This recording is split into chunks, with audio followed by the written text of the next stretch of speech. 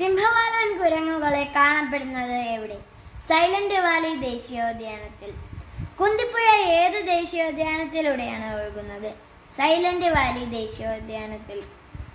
കേരളത്തിന്റെ ഏറ്റവും ഉയരത്തിൽ സ്ഥിതി ചെയ്യുന്ന ദേശീയോദ്യാനം ഏത്? ഇരവികുളം ദേശീയോദ്യാനം. നീലഗിരി താർ അഥവാ വരയാടുകളെ സംരക്ഷിക്കുന്ന ദേശീയോദ്യാനം ഏത്? ഇരവികുളം ദേശീയോദ്യാനം.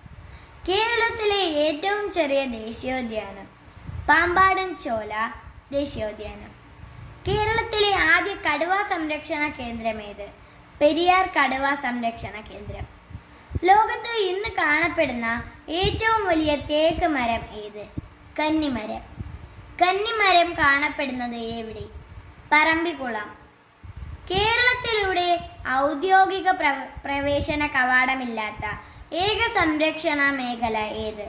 പറമ്പിക്കുളം കടുവ സംരക്ഷണ കേന്ദ്രം.